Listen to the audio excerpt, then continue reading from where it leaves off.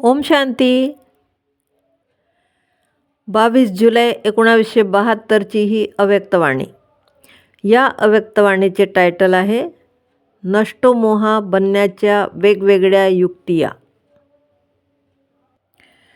बापदादा म्हणतात, नक्कीच कुठे ना कुठे मोह किंवा लगाव आहे, म्हणून नष्टो मोहा किंवा स्मृती स्वरूप बनत नाही.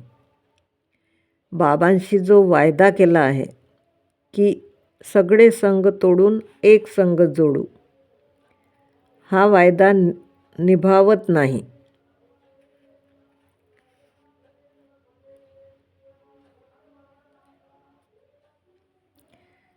जे मुलं पहिला वायदा नष्टो मोहा होण्याचा निभावतात तेच पहिल्या जन्मामध्ये राज्यामध्ये येतात.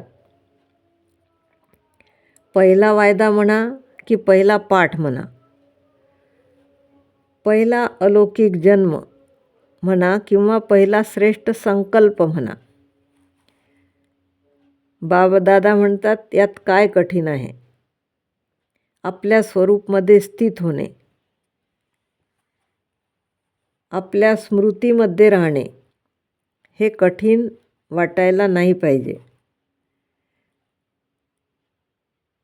म्हणतात ना, मनुष्यामध्ये ही विशेषता आहे की माणसाला जे वाटेल ते तो करू शकतो.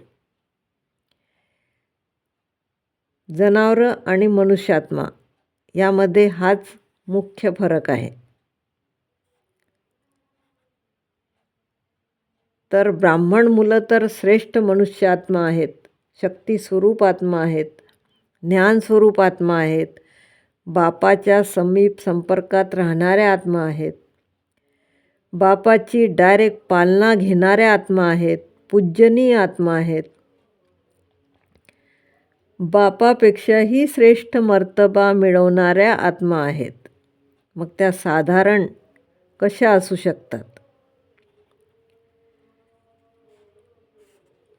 प्रकृतीमध्ये पण प्रकृतीलाही दासी बनवणारे आहेत. ईश्वरीय पॉवरवाले आत्मा आहेत, जेव्हा वाटेल तेव्हा ते करू शकतात. ही विशेषता प्रॅक्टिकलमध्ये आणायला पाहिजे. हा जन्म अलौकिक आहे, कर्तव्य अलौकिक आहे, हे विसरून जातात.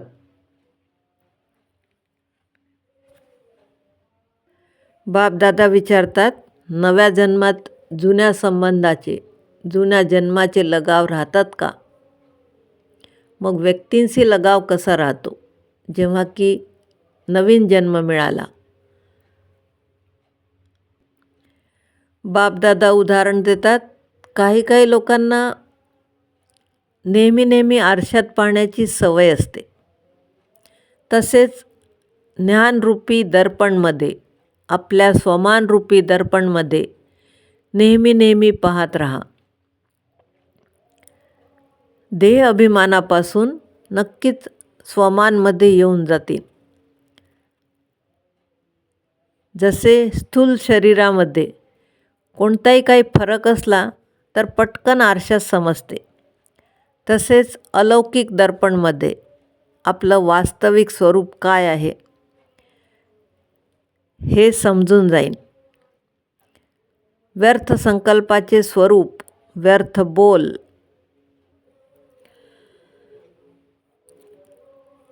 व्यर्थ कर्म वा संबंधाचे स्वरूप स्पष्ट पाहिल्याने व्यर्थला समर्थमध्ये बदलवून टाकता येईल.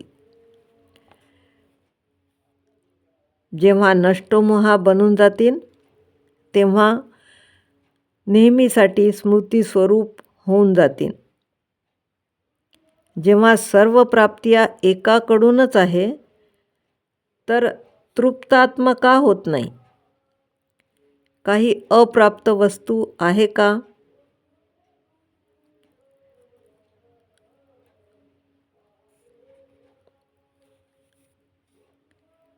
ह्या विनाशी आत्म्या इतक्या जन्मामध्ये जे देऊ शकल्या नाही ते पण बाबा आता एका जन्मातच देत आहेत. एवढी सगळी प्राप्ती जर एकाकडूनच आहे तर बुद्धी कुठे जायलाच नाही पाहिजे.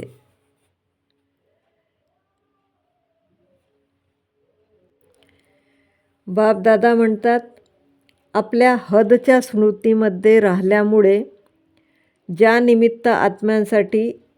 आत्म्यांसाठी निमित्त बनले आहेत त्यांचंही भाग्य बनवण्याऐवजी बिघडवण्याच्या निमित्त बनतात. म्हणून त्या आत्मा तुमचे अलौकिक चलन न पाहता लौकिकमध्येच संबंध जोडतात.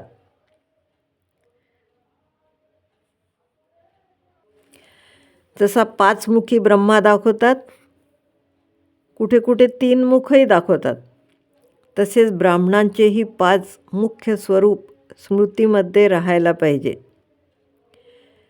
5 स्वरूप आहेत.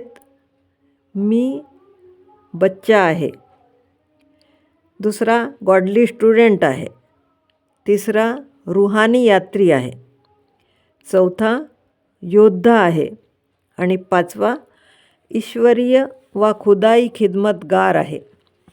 हे 5ही स्वरूप स्मृतीमध्ये ठेवायचे आहेत.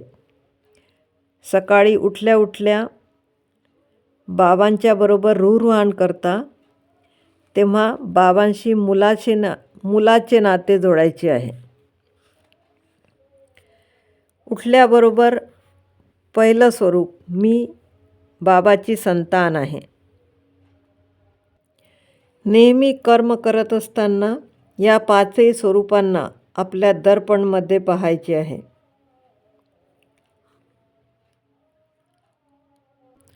ओम शांती.